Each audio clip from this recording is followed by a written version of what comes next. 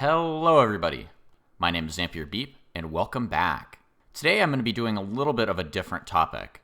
So now that I've discussed the majority of the high-speed rail project, I can now move on to the things that will connect to it. The first of these is today's topic, the Cross Valley Corridor.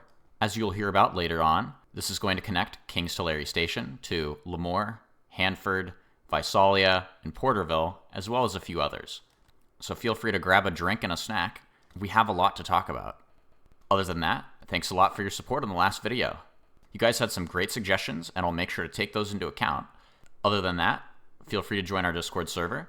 We have quite a few cool discussions, and we talk about high-speed rail and go through the Sentinel-2 updates that happened between these videos.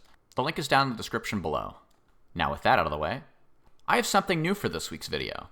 And that new topic is the news. As you can see here, this is a canal relocation that is now fully complete according to the High-Speed Rail Authority this week. If you remember this north-south canal relocation in CP4 from recent construction updates that I've given, what you see here is this. This is huge news because it means that in CP4, there is only one canal relocation remaining before CP4 is fully completed. This is big news as it means that we are finally reaching the end of CP4's construction, and that would leave only CP1 and 2-3 left. The biggest news is the High-Speed Rail Authority just got a $3 billion grant from the federal government's infrastructure bill. This grant came from the Federal State Partnership for Intercity Rail 2022 to 2023 grant application. And that also means that, see all these red boxes with the letter A in the middle of them? These are all funded by this grant application. We are looking at a chart like this now. As you can see, the majority of these projects are now funded,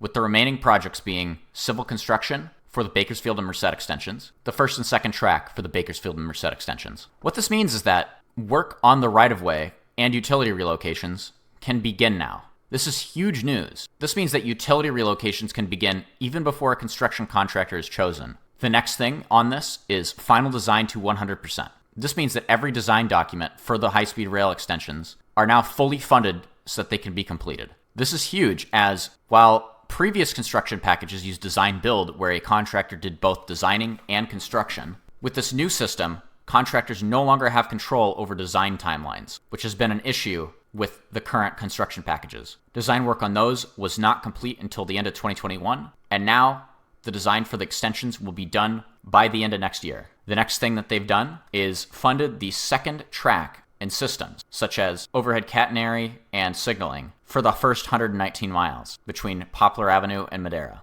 This is big because we had only the amount of money needed to fund a first track between those two destinations. Now, the track is not fully funded between Merced and Madera or Poplar Avenue and Bakersfield, but that's coming with a future grant application in 2025. And finally, this is probably the most critical, the train sets are fully funded. They are now able to purchase the trains so that they can be delivered when it's ready. This is huge news because the lead time for buying train sets in the United States is massive right now as a result of all the infrastructure development we've had recently. Siemens in Florin, California has at some points a 5-year lead time, meaning it'll take 5 years from the moment you order it to when they get delivered. The first train set is to be delivered in 2028, hopefully, from abroad, as the High-Speed Rail Authority got a single waiver for the Buy America law, because no trains like this have ever been constructed in the United States before. This puts us in really good shape, as the only things left to get funding for are civil construction for the Merced and Bakersfield extensions, and the track for the Merced and Bakersfield extensions. Now with that out of the way,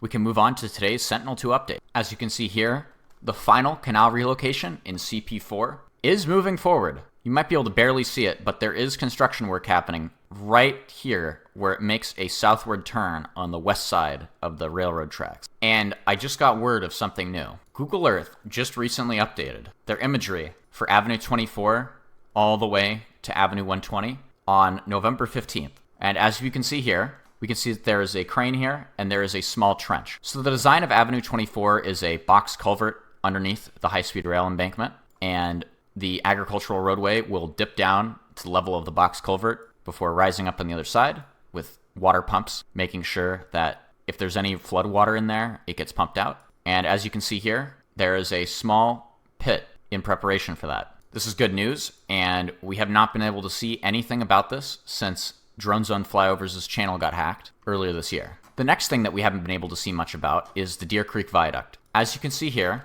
we have rebar cages that have been installed for the support columns. This is awesome news, as it means that as we should be seeing this move forward dramatically soon. As you can see here, this waterway right here is Deer Creek. And if you notice right here, these orangey reddish tubes, those are formwork casings. This means that they have some of the casings to pour concrete now. Hopefully, they can pour the concrete for these before the rainy season starts, as it means that we won't be delayed nearly as much. Moving forward to the Tule River Viaduct, we can see some minimal progress has been made. Just formwork has been installed for these support beams. The Form Bs have been canceled by the railroads as we head into the holiday season, which is the busiest time for them. We probably won't see more precast concrete girders installed until maybe mid-January, but this is good news as we got a decent portion of them installed already. Moving forward, here at the SR-43 South Overcrossing, we can see that the roadway has been removed. Construction is moving forward here for this structure.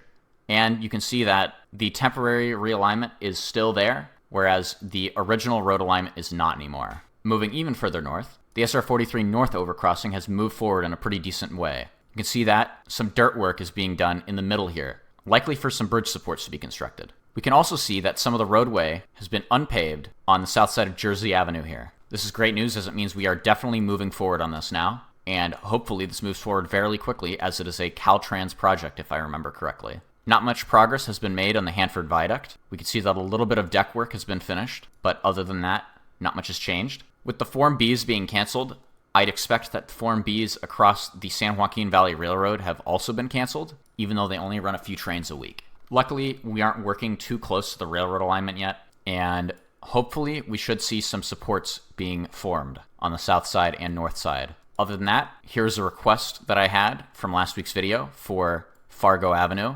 As we can see that not much has been changed here. The dirt embankments are just about as they were before. Obviously, we can't tell too much as Sentinel has resolutions around 10 meters, so 1 pixel is equivalent to roughly 10 meters. Moving forward to Fowler Avenue, we can see that some grass has been put up on the slopes. This has also been done on Elkhorn Avenue as well as Davis Avenue, but it's hard to see with the reflections. In a few months, this will look a lot better as grass will have formed on them as they prepare to return the construction zones to their original condition. Here in Bowles, we can see some work is being done at Manning Avenue. This parcel right here has been cleared, which means that they are going to be demolishing these homes along the edge of the grade separation. Moving much further north into Fresno, we can see that here at the Fresno Trench, right in the middle here, where this orange splotch is, as we move to the left here, a dark spot shows up. This is being excavated at the moment by the High-Speed Rail Authority, as they needed to excavate the dirt underneath the current canal, which was in use all year, which means that finally the trench can move forward. This is a section that we didn't know much about, as it was covered by a canal with newly built concrete edges. There was some speculation that it had been excavated underneath, but as we can see now, that is not the case. It's good to see that this is moving forward once again. Here at the Golden State Boulevard realignment by Veterans Boulevard, we can see that they're preparing to pave the remainder of the road here next to Barstow Avenue. This is good news, as we will finally have this section all the way from about here to where Golden State Boulevard reconnects with its original alignment, available for the High-Speed Rail Authority to begin construction on. As shown last week, with this construction project being completed, we are moving quite nicely forward here with this area. The High-Speed Rail Authority says that Herndon Avenue will begin construction next year, so we should start seeing some pre-construction work happening soon. Much further north, in Madera, we can see some more work is ongoing at Avenue 17. Not much is visible though, so I don't have much to cover. And finally, at Road 26. Last week, there was a community engagement meeting hosted by the High-Speed Rail Authority on the Road 26 grade separation. And as you can see here, there's a roadway being repaved, likely in preparation for the grade separation to be constructed.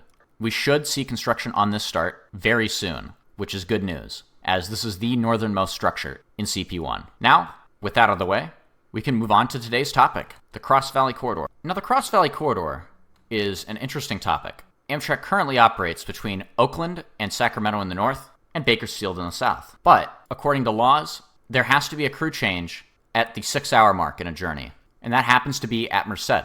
This is expensive and significantly increases the cost of operating, and the San Joaquin Joint Powers Authority has determined that by truncating the San Joaquins at Merced, they could save $16 million a year. Now, this is actually a fairly large amount. And what they determined by doing that is that they could actually open a new rail corridor in the South Central Valley. And that's what you see here. Right now, there is no rail service between Huron and Porterville. There is a freight railroad that operates 3 freight trains a week, but other than that, it's unutilized. Now, as a result of the Kings-Tulare station being in the middle of nowhere, we now have a strange opportunity to have a feeder system, providing access from Porterville and Huron to places much further away. With a catchment area of 250,000 people, this is a huge opportunity for ridership gains. Now, I'm going to show off the right-of-way really quickly, starting in the town of Huron. This is a very small town and not easy to get to. Now, as you can see right here, there is a freight line in the middle, and they plan on building a station right about here. Moving forward, we can see some very, very rural areas. Naval Air Station Lemoore. They plan on having a station here. This allows military service members stationed at Lemoore to easily reach the base. As we move further on, you can see some crossings moving all the way down into the city of Lemoore, where there will be a train station right here where the old one is. This will continue on past Darmona and into the city of Hanford, where there will be a station.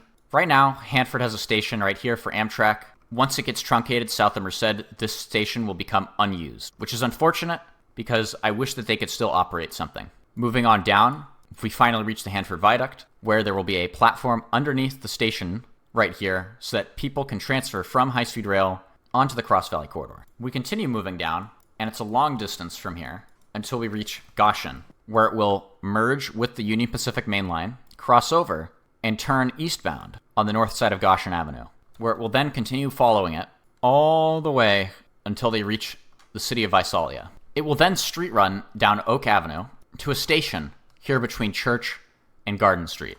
It will then continue on south, following along Ben Maddox Way, before turning east on the south side of Walnut Avenue. It will then follow East K Avenue until it enters Farmersville, where there will be a station constructed somewhere near here. It will then continue east, making a southward turn here at the city of Exeter, where there will be a station right in the middle here. It will then continue south quite a long ways until reaching the city of Lindsay. They will likely construct a station somewhere near here before continuing further south. This continues for a while until they finally reach the city of Strathmore. As you can see here, there is no rail remaining. All that remain are the ties. These tracks end at 6th Avenue on the north side of Strathmore. So from 6th Avenue south, new rails will have to be installed. Luckily, the right-of-way is already owned by the cities of Porterville, which makes it fairly easy to reestablish this. There will likely be a station right around here before they continue south, continuing along State Route 65, making a slight right turn, and then finally curving south into the city of Porterville, where they plan on having a station right here where the historical station lies. Now, after explaining all that, you can see right here, Kings-Tulare Station lies almost dead middle of the planned Phase 1. And, as you can see right here, the traffic congestion expected to occur in 2040 is shown here. Large amounts of congestion on State Route 99, some minor congestion on State Route 198 on the east side of Hanford, and then some significant traffic on State Route 65 here, north of Porterville. As you can see from this chart here, commute patterns from the different cities along the corridor show large amounts of people are entering and leaving these towns every day. And this will change even more dramatically once the Kings-Tulare station opens near Hanford. Now we can see that the majority of people in Hanford and Visalia commute outwards towards Goshen and State Route 99, and large portions of people in Farmersville commute towards Visalia. This means that there is a lot of demand here that could be served by a rail corridor.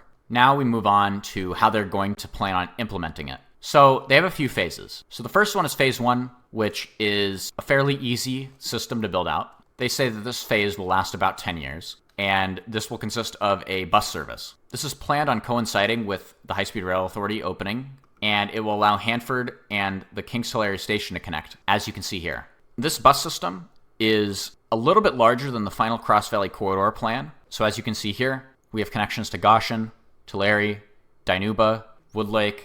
All of these are big locations, especially Tulare. This puts Visalia at the center and makes this a hub location. Moving further down, we start looking at Phase 2. This consists of the first section of passenger rail on the Cross Valley Corridor, specifically between Lemoore and Visalia. Now, as we can see here, there will be 4 stations: Lemoore, Hanford, Kings-Tulare, and Visalia. with the bus feeder system operating between Huron and Lemoore, as well as the feeders between Woodlake and Visalia, Dinuba and Visalia, Tulare and Visalia, and Porterville and Visalia. This is supposed to be between 10 and 20 years after high-speed rail opens. So we're looking at between 2040 and 2050, although this could move more quickly. And then finally, we're looking at phase 3. This is 20 plus years from opening, so we're looking at 2050 through 2060 plus. And as you can see here, the rail line is finally fully connected between Huron and Porterville. Here we can see the capital costs that they expect to have. They've determined that most of the track needs to be replaced to be able to be brought up to modern passenger compliant FRA standards. So this cost is $1.5 to $2 million per mile, and they assume that the entire corridor will need new track. So here we see for phase 1, they just need to buy a few buses, which is between $8 and $12 million. And as it's just a bus service, they can utilize existing infrastructure, which is good. And this is a good starting point. And then phase 2, which is 10 to 20 years after high-speed rail is open, we're looking at $43 to $73 million to replace the tracks, as well as $50 to $60 million for positive train control, about $2 million for bridge repairs, $30 to $50 million for a maintenance and storage facility for the train sets, and then $31 to $41 million for the trains themselves, as well as about $500,000 for signaling upgrades and grade crossings. This puts the project cost for this between 2040 and 2050 at $162 to $230 million. And then finally, for phase 3, $69 to $115 million to replace the tracks, about $45 to $55 million for positive train control, another $400,000 for bridge repair, and they don't need to add a new maintenance and storage facility, as well as another $60 to $77 million for vehicle, with $5 million for wayside track and signaling, with another $5 million for wayside signaling updates, more equipment, and grade crossings, for another total of $180 to $252 million.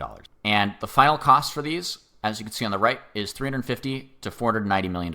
Now, keep in mind this is not an all-at-once cost. As this is an incremental upgrade system, they are spending this amount of money over the course of about 30 years. So you divide that out, we're looking at, $10 to $15 million a year. The important thing is operational costs. All of these services, they plan on operating Monday through Sunday from 6 a.m. to 11 p.m., 30 minutes at peak travel times between trains/buses, and then off-peak, it's an hour between buses and trains. Now, they have determined that a diesel multiple unit is the best vehicle for operating this kind of service, which is actually what I think is appropriate. They might have to change this to a hydrogen EMU.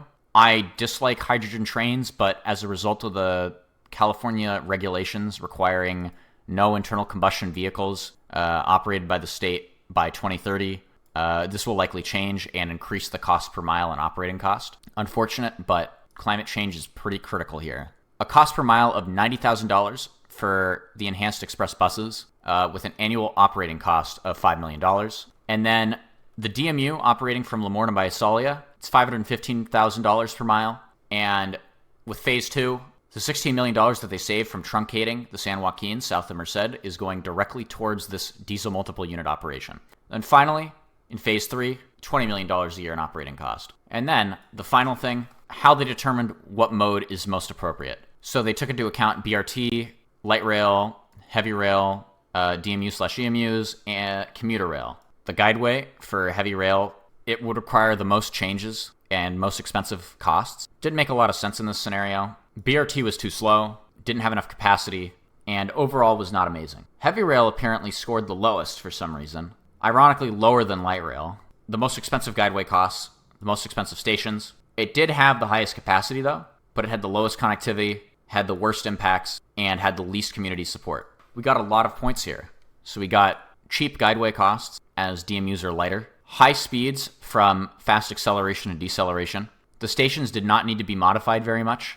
A moderate amount of investment would be needed for infrastructure though. Had a decent amount of capacity, decent connectivity, had one of the lowest impacts, and the community liked it the most. They determined other modes, which one of them was maglev for some reason, which makes frankly zero sense here, the worst out of everything. Now with that out of the way, you can see that their final choice was a DMU/EMU, which means that we will likely be seeing stuff like the Sprinter DMU in San Diego. It does seem like they had, that'll be it for today. Hopefully the Cross Valley Corridor does get constructed. I think it's a critical project for the region and will increase connectivity in the area dramatically. Other than that, I have a Patreon. I don't like to advertise it, as I feel like there are enough advertisements on the video as it is for YouTube's forced advertisements and the Discord server. So I like putting it at the end to make sure that I don't over-advertise to you guys. So if you want to support me in that way, feel free. And I'll see you in 2 weeks for Brightline West.